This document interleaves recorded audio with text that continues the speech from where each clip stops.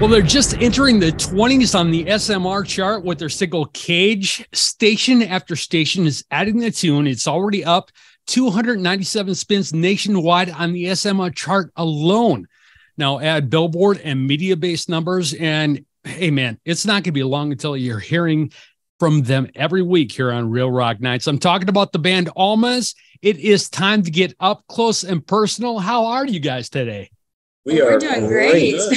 Okay, first of all, let everybody know where you're at right now. This is fucking hilarious, man. We are currently on tour, so we are in a McDonald's right now in the back corner. Yep. So we can use their Wi-Fi. Back corner McDonald's. How many people are looking at you like you're really freaking weird right now? There's only one guy, and he's in the opposite corner wearing headphones. So. And he's on a laptop. So everything is cool. Yeah.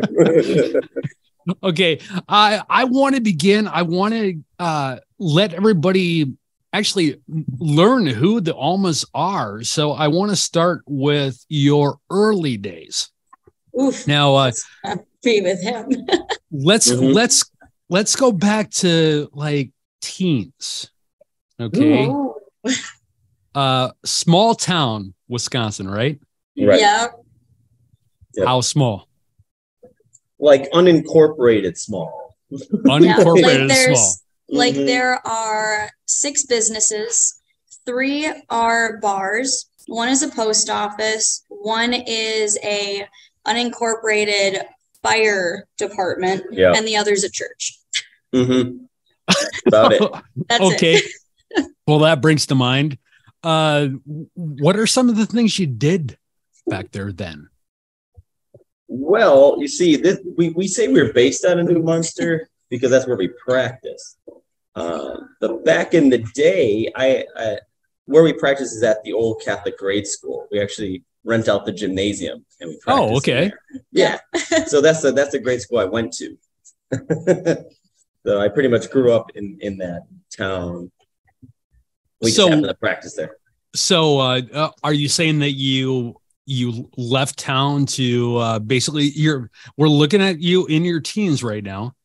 Oh, and teens, yes. Yeah, what did you do? Teen pastime. What was your favorite pastime back then? Drive around. Play Halo 2. Yeah. Go to Walmart. Yeah. I was just a basic kid that went to school, came home, and I just went outside with my cousins who lived next door. Yeah. So just ride bikes and play on the trampoline. Yeah. I drank a lot of Monster, a lot of Amp. Yeah. A lot of Amp. Well, if that goes along with it, if you're sitting in your house playing video games, just keep on going. You got to keep pushing. That's pretty much it. Okay. We'll move ahead a little bit because that is really boring. Yeah. No, I'm giving you shit, man. What are some of the things that made you gravitate towards music? You first. Me? Yeah. Well, I started music because of back in my teens, I played a video game called Rock Band.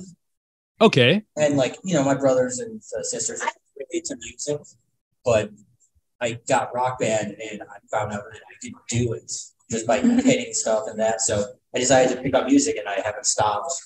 And it's because of a video game that I played with these guys. Yeah. Okay. Well, that brings up a question. Do you guys still play the same instruments and do the same things you did? Like you said your love of Rock Band. Okay. Are you still playing the same instruments and doing the same things you did in Rock Band, or has it changed? Have you been like, hey, okay, I like the guitar on this, but I really feel like I'm a better drummer? I was really into the guitar in that, and then I found out you could do drums, and I started doing that, and then I never stopped. So once I hit the drums on that, it was go. Mm-hmm. Now I've been drumming for like 15 years. It was all over then. That's like good night, Lois, man. You're on. Yeah, dude. I suck at Guitar Hero. I'm so bad. I did so bad. I've watched people play, but what would you say is the hardest thing about it? Because I've never played the damn thing before. Well, for me, it was because a lot of the songs on Rock Band I would learn on like Guitar Hero. I would actually learn on guitar because I had a friend that was a girl of mine that always played. So I would go over and hear her play the songs. I actually learned them on guitar. So when I actually went to try to play the game, I couldn't do it. My brain was just like, that's not a power chord. It's a totally different. Oh, yeah. I couldn't break my brain away from how to really play the song. I had the same problem. Yeah, I couldn't do it. Okay. I can see that, man. You get you focus on the way to actually do it, and then when you just have to hit whatever button for whatever chord, that's kind of weird, man. Mm-hmm. What you guys got together in, was it 2015? 2016 is when the band started. Yeah. 2016 is when the band started. Okay. Was it always all of you, all the way across the board, was it in your mind to start a band? Well, I'm the only original member of the band. I'm the founding member of the Almas. I was in a band previously before then, so I've always been doing bands pretty much since I picked up the guitar when I was 13, and I'm 32 now. So I've always done bands. And I left my old project. I had a huge drinking problem back then, and I kind of wanted to refine myself, kind of sober up, do that, refine my soul. Hence the band name, the Almas. Okay. So, mm-hmm. Yeah. All right. I've been in the band since like 2017, July 2017, something like that. So. And Crystal's the second singer, but only by a year and a half or something. Yeah. Yeah. She came in said the end of 17. Yeah. And Andrew's the newest member, I guess. 2020. Yeah. Longest running drummer though. Yes. That's it. Oh, really? You cycled through a lot of drummers? Oh, Yes. Yeah. Drummers and basses have been a difficult one for the band to keep a hold of, but we just finding the right members to fit and do the crazy tour schedule that we do. So how much does that change up when because you're talking about your rhythm section? How much does that change the way a song sounds? Because that is the foundation of the band for the most part. It changes it a lot. Yeah. We have a song on our second album called Ain't That Bad.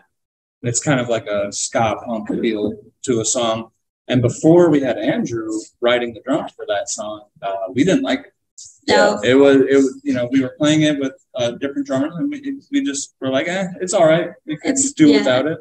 Yeah, it was just a fun concept song, but like besides that, I was just like, I don't really care to record this one or have it actually be a thing that we play. And like Josh said, as soon as Andrew came in, the feel of it just all connected. It just became an actual song that we were proud of. The band has always been open-minded in the sense whoever's in the band is what the sound becomes, like you're talking about. Now, the real question is whether we're happy in the direction that it's going. The real question. And so we've, like I said, the band's always been open-minded to the musical changes, but now we really have refined who we are in our sound. Yeah. I don't think we ever want to compromise that. No. Now that we found out who we are. Yeah. Okay. What Andrew, I guess this is a way for you to hold the feather up in your cap. What made, now you're talking about that one specific song and you didn't like it until Andrew was playing on it. Okay. What made it, like, how did you feel when you were playing it, Andrew? How were you like, okay, I can kick ass at this song? Well, honestly, it's a very simple answer for drummer. The old drummer was playing halftime with it. Okay. I just did double time. I'm a punk drummer. So that's super easy for me to do about it. So it's having the feel of like, this has to be upping, this has to be, it has to get you moving, it has to make you feel just like happy, get going. And where the other one was just it was slow. It was lazy. Yeah. Slow. So I just was like, it needs to have a pep in a step. Those people are 2 steps with it. Yeah, I've seen that happen. Yeah. So it was just it's finding out the feel of the song, especially like when you're playing the chorus. Because I remember when I heard that song, how we were playing it. And I was like, oh, that's a simple, I know that. Yeah. I could do that. Yeah. You're like nailed it. Okay, let's talk about your single Cage, because that is the reason we are here. Basically, Yes. Now once people hear this, it's gonna be stuck in their heads, man. And I hope so. Well, thank you. it has that heart-dropping rhythm towards the beginning, and then there's that tempo change. Did that just happen organically, or was that an actual thing that you had in your mind about, okay, we're going to do this, we're going to write a song this way? I feel like it was just organically. It just kind of happened. Yeah, we were working with our producer, Kyle O'Dell, and he was like, man, we need a Dream On section. Like, or is that what it is? Dream On? Yeah, I think Dream On, that's Dream On, yeah. From, by Aerosmith. He's like, we just need a Dream On section, man. And I'm like, okay, let's figure that out. That sounds sick. Let's do it. Yeah. Yeah.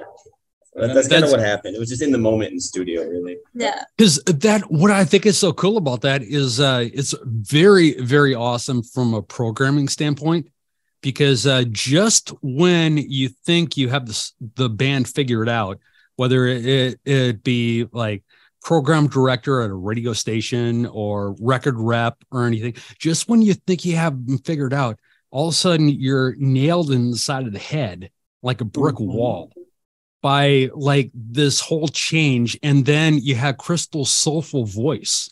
It's like, oh, wait a minute, I got to listen to it again. I got to. And then the next thing you know, you wake up in the morning singing the song. It's Awesome. Good. It's really, really cool. Now, do you guys, you don't have to totally go into it or anything, because I don't want to give stuff away, but do you have a lot more in the pipeline like Cage? We have 5 total songs. We just released Cage, so we have 4 left to be released throughout the entire year. One, I think we can safely say we will be releasing in April. Yep. So our second single off of the EP will be released in April. Yeah. Title of it's called Burnout. It's officially, I think it's the first time we've officially said it. Yep, officially said. You're the first. Really? Oh, Yes. Yeah. awesome. We haven't set a date, but it will probably be released in April, Yeah. along with the music video, like Crystal said. And then very shortly after that, we'll release the entire EP, followed up by music videos for the rest of the songs. Yeah. That is awesome, man. What do you see like on the horizon for the Almas? Like looking past like the release of the next 4 songs.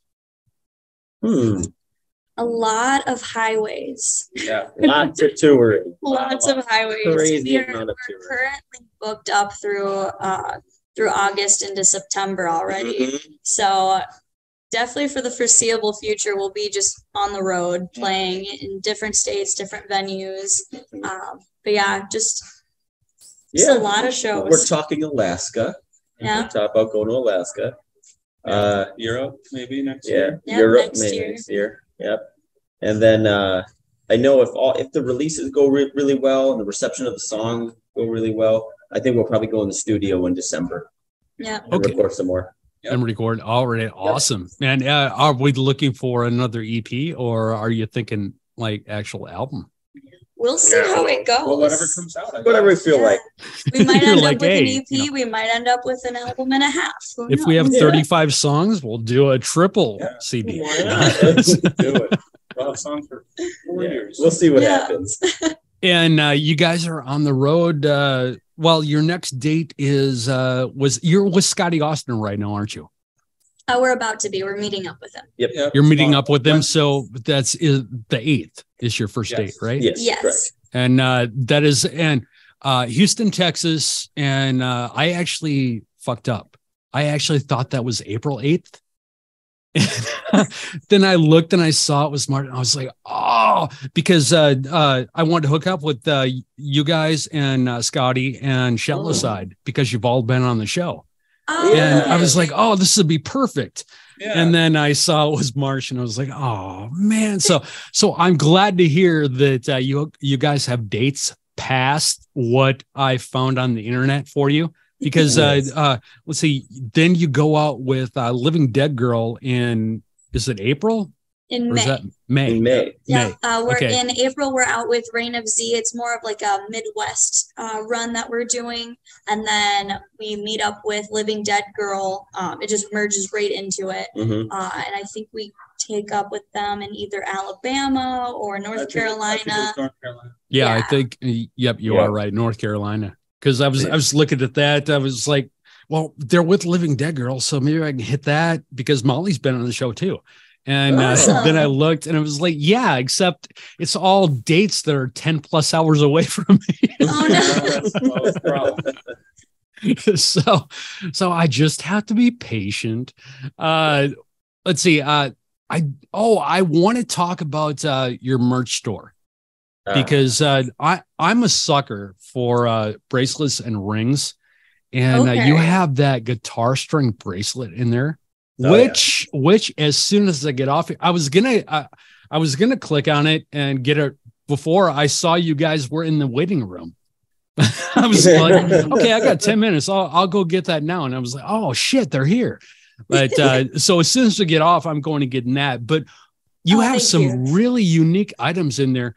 Would you say is one of the things that your fans should have in their collection? Definitely the guitar string bracelet. Frank might disagree when it comes to making them because it's awful. Yeah, it hurts. Oh, you guys actually make those? Yeah, Yeah, we make them ourselves. Yeah. We hand make the earrings. We hand make keychains, hemp necklaces, hemp bracelets, guitar string bracelets. A lot of the jewelry stuff that we have or little accessory stuff It's all is all handmade. handmade by us. Oh, wow. That's cool, man. Yeah. And then also, what about those vinyls you have? Oh. Yeah, we've got a vinyl for our Truth Sells album, which is our second full length. We're looking at maybe getting for the EP once it's released for later on in the year. Yeah, we'll press the EP to vinyl or like 45. I think would be kind of neat because we got the 33. I'm like, well, we need a 45. So So okay, something. Maybe they'll bring back like the old school jukeboxes. right, that wouldn't was that be rad? And There's that would be cool, man. One of my favorite things to do when I was a little kid was when they would change the records out of the jukeboxes. I would go to. Oh man, this is well. I'm from a small town too, so like at 10 and 11, we were hanging out in bars so we could play video games. But on the days they would change out the records from those jukeboxes, we would head down there and just sit because they would give us the records that they took out. What? That's so Yeah. Oh, that's cool. So Sick. I had some sick. I had a sick collection when I was like 13. I mean, it's like, What? I had all this Steely Dan stuff and all this stuff nobody no. had ever heard of before because it was this little tiny think town it in froze Iowa. up a little bit. What's that? Oh, you guys froze. We're still good.